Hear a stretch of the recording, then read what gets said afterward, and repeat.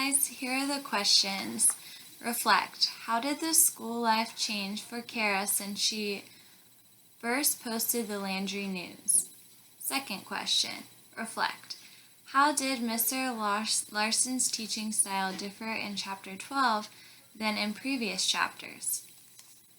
Third question. Cause and effect. Fill in the cause.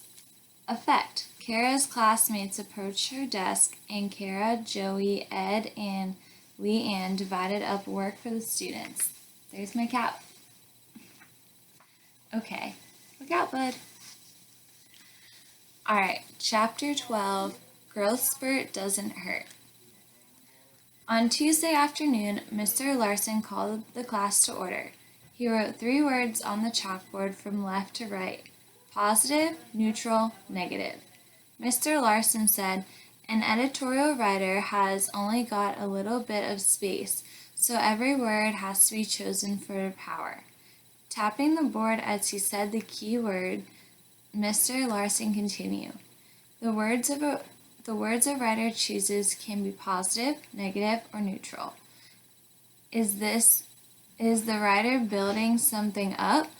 That's positive writing. Tearing something apart? That calls for negative punches. And if the writer is just exploring, just looking around an issue, that's neutral treatment. Kara raises her hand. Mr. Larson said, "Question, Kara?" But if an editor is taking a negative position on something like war on drugs, wouldn't that really be positive? Mr. Larson said, "Yes and no. Yes, the effect might be positive, but the treatment, the words themselves and images they communicate would be negative." Now everyone look over the editorials you clipped. Let's get a list going up here: positive, neutral, and negative. For 10 minutes, the kids peppered Mr. Larson with words and phrases, and he wrote them down as quickly as he could. The negative column filled up fastest with words like stupid, disgraceful, foolish, laughable, wasteful, outraged, idiotic, scandalous, uninformed, half-baked, shamefully. Positive words and phrases included generosity, public, spirited, wise, beneficial, communicable, carefully, researched, useful, honorable, good. Neutral words or phrases were a lot harder to find. In fact, the kids only found 5.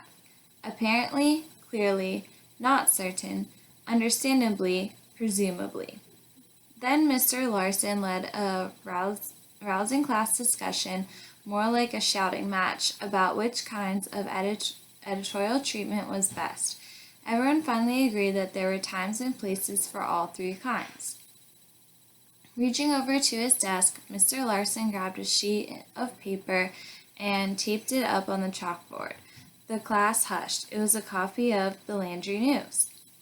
"I know you've all seen this new and improved edition of the Landry News," he said, "and I know from the condition of the room and my shrinking newspaper stacks that you've all been looking at a lot of the other newspapers too." Mr. Larson smiled. "So give me some opinions. How is the Landry News different from the other papers you've been looking at, and how is it the same?" No one said anything. "Come on now, we are not just being negative here, we're being neutral. In fact, we have every reason to be positive." Pointing at the newspapers, he said, This is quite a big change to happen in 1 week. I'm not asking for comments about the paper, just tell me, how is it similar to the other ones you've been reading, and how is it different?" Mr. Larson paused. "Who's got an idea? Ed, you must have an idea. Tell me a difference." Ed gulped, glancing at Kara and Joey before he spoke. "Size? Our paper, the Landry News, it doesn't have as many words."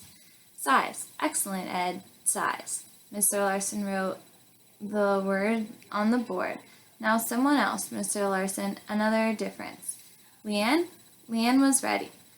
"Those other newspapers have hundreds of reporters and printers and stuff," she blurted out. "The newspaper only has a few.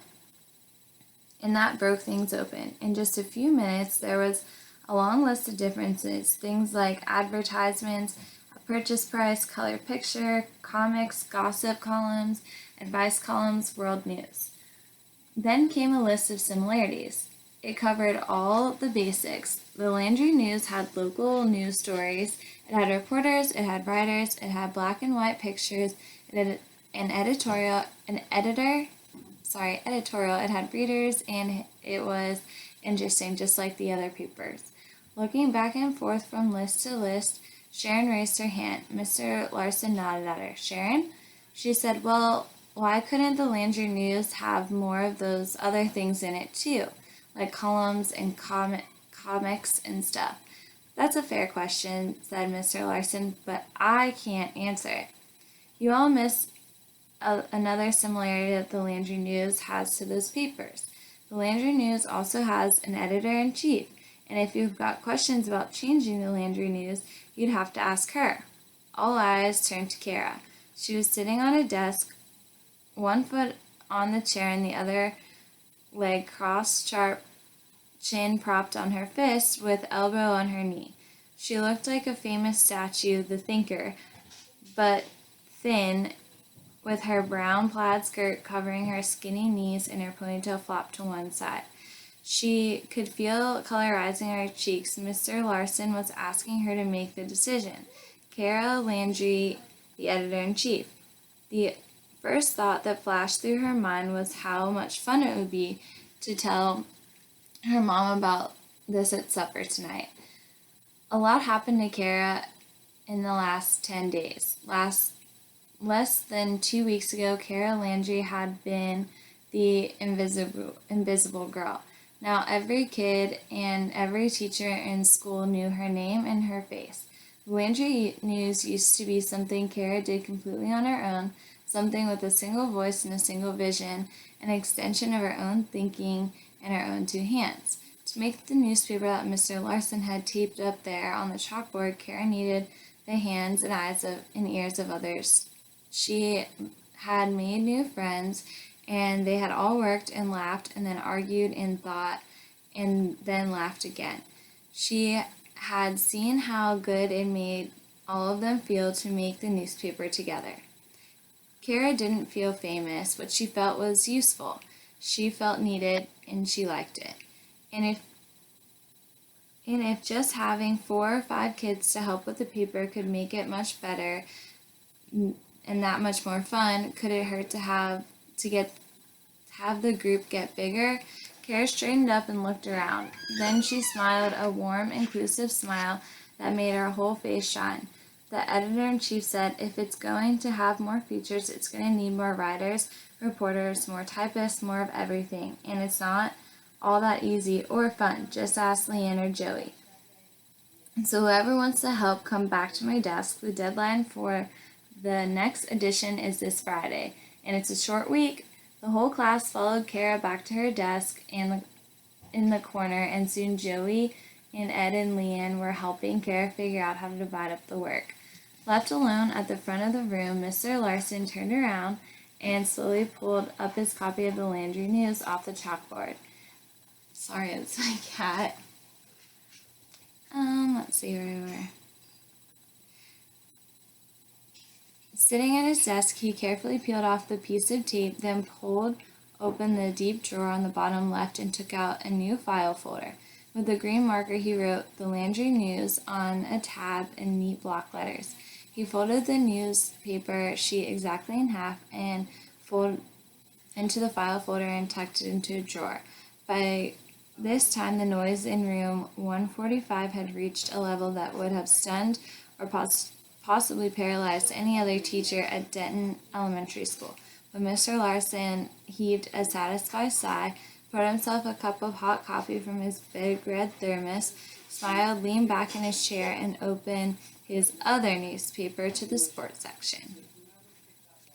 And I'm just going to read the questions again for you guys one more time. Reflect. How did the school life change for Kara since she first posted the Landry News? Second question. How did Mr. Larson's teaching style differ in Chapter 12 than in previous chapters? Third question, cause and effect. Fill in the cause. Effect, Kara's classmates approached her desk and Kara, Joey, and Leanne divided up the work for students. Okay, bye guys.